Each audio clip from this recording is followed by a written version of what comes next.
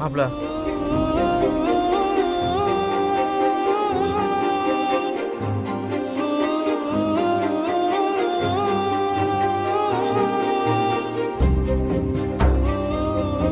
என் வாழ்க்கையில உன் முன்னாடி இப்படி ஒரு நிலைமையில நிப்பன்னு நினைச்சு கூட பாக்கல.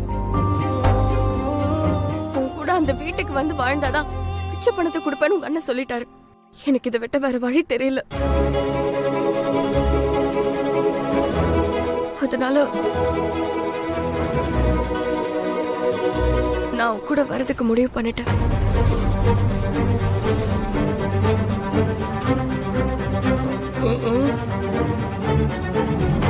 என்ன கிளம்பலாமா? சிஸ்டர் வாங்க போலாம்.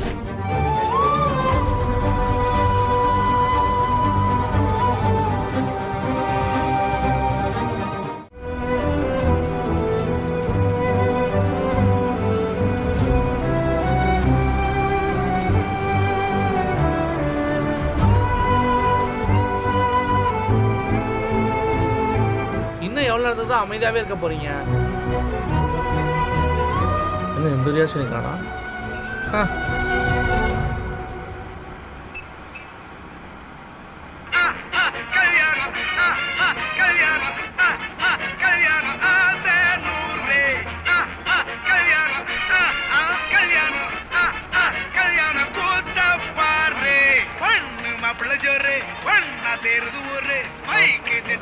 மாப்பிள்ள நான் ஒன்றும் இல்லடா, என்ன முறைக்காத. சத்தியமா நான் வேணும்னு பண்ணல சிஸ்டர். நான் யதார்த்தமா தான் ஆன் பண்ணேன். பார்த்தா பாட்டை இப்படி வந்துருச்சு. நான் என்ன பண்றது? ஒழுங்கு மரியாதையை ஆஃப் பண்றியா இல்லையா? பண்ணிட்டேன், ஆஃப் பண்ணிட்டேன்.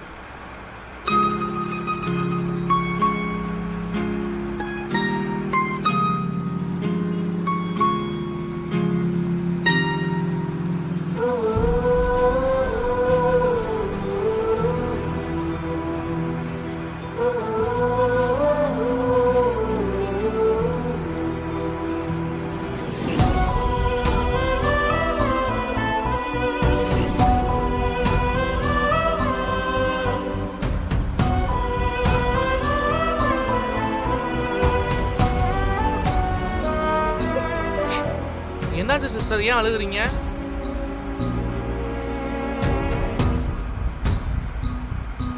ஓ, நீங்க படிச்ச ஸ்கூலா சிஸ்டர்?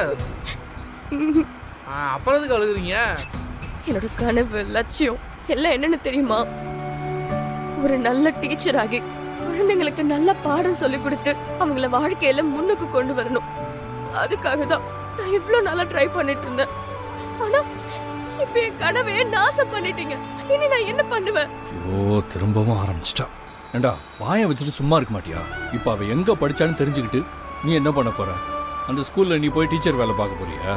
இல்லடா மாப்பிள்ள, சிஸ்டர் கொஞ்சம் ஃபீல் பண்ணிட்டு இருந்தாங்க. அதான் கொஞ்சம் ஆறுதலா இருக்கட்டும்னு பேசிட்டு இருந்தேன். கொஞ்ச நேரம் வா.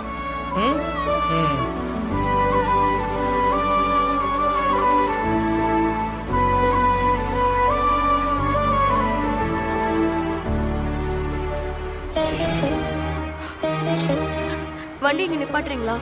ஏன் என்ன திரும்ப உங்க வீட்டுக்கு போறதுக்கு? நிப்பாட்டு, அவ்வளவுதான். உங்க 2 பேர்கிட்டையும் ஒரு முக்கியமான விஷயம் பேசணும்டா. சொல்லுங்கப்பா. நான் சொல்ல போறத நீங்க எப்படி எடுத்துக்க போறீங்கன்னு எனக்கு தெரியல. ஆனா நான் சொல்ல வேண்டியதை சொல்லணும்னு நினைக்கிறேன். என்ன சொல்ல வரீங்க? இன்னைக்கு நீங்க இருக்கிற முடுக்கோட தான் ஆரம்பத்தில் நானும் இருந்தேன். எவ்வளவோ தப்பு பண்ணியிருக்கேன். ஆனா இப்ப கொஞ்ச நாளா வயசாயிட்டதுனால என்னமோ தெரியல, இந்த வீல் சேர்ல உருள்றதுனால என்னவோ மனசு ஒரு பக்குவத்துக்கு வந்திருக்குடா. இது வரைக்கும் அடிதடி பண்ணியிருக்கேன், கட்ட பஞ்சாயத்து பண்ணியிருக்கேன், வட்டி வசூல் பண்றதுக்கெல்லாம் என்னென்னமோலாம் பண்ணியிருக்கேன். அரசியல் செல்வாக்கை பயன்படுத்தியிருக்கோம், காசுகளை செலவு பண்ணி அதிகாரத்தை விலைக்கு வாங்கியிருக்கோம். அந்த அதிகாரத்தை வச்சு காசும் பார்த்துருக்கோம். உனக்கு தான் தெரியும்ல. நாளைக்கு நமக்கு எதிராக ஒருத்தன் திரும்புற மாதிரி தெரிஞ்சா அவனை இல்லாம கூட பண்ணியிருக்கோம். ஆனா இவ்வளவு பண்ணியிருந்தோம், தெரிஞ்சோ தெரியாமலோ இது வரைக்கும் ஒரு பொண்ணை இந்த மாதிரி திட்டமிட்டு அவமானப்படுத்தி கஷ்டப்படுத்தினதில்லை. அப்படி ஒரு பாவத்தை இது வரைக்கும் நான் செஞ்சதே இல்லடா. அப்படி இல்லாமலே காலம் முழுக்க காலில் சக்கரத்தை கட்டிக்கிட்டு இந்த ஊர்ல சிங்கம் மாதிரி நான் சுத்திக்கிட்டு இருந்தேன். ஆனா இன்னைக்கு இந்த சக்கரத்தை நம்பி வாழ்ற நிலைமை வந்துருச்சுடா. ஏன் தெரியுமா? நான் ரொம்ப ஆடிட்டேன்டா. அப்பா என்னதான் சொல்ல வரீங்க? அப்பா சொன்னா இந்த குடும்பத்தோட நல்லதுக்கு தான் சொல்லுவேன்னு உங்களுக்கு நல்லா தெரியும்ல. அந்த பொண்ணை பழி வாங்குறதுக்கு தான் இந்த வீட்டுக்கு கூட்டிட்டு வரேன்னு சொல்றியப்பா. அது நல்லாவா இருக்கு? எனக்கு என்னமோ அது வேணான்னு தான் தோணுதுப்பா. நாம ஏற்கனவே நிறைய பாவங்களை செஞ்சு வச்சிருக்கோம். நான் செஞ்ச பாவத்துக்குண்டான பலனை இப்ப அனுபவிச்சுக்கிட்டு இருக்கேன். மனசுக்குள்ள ஒரே குழப்பமும் சஞ்சலமா இருக்கு. என்னமோ தெரியல, கொஞ்ச நாளா நிம்மதியா தூங்க கூட முடியலடா. இந்த நிலைமை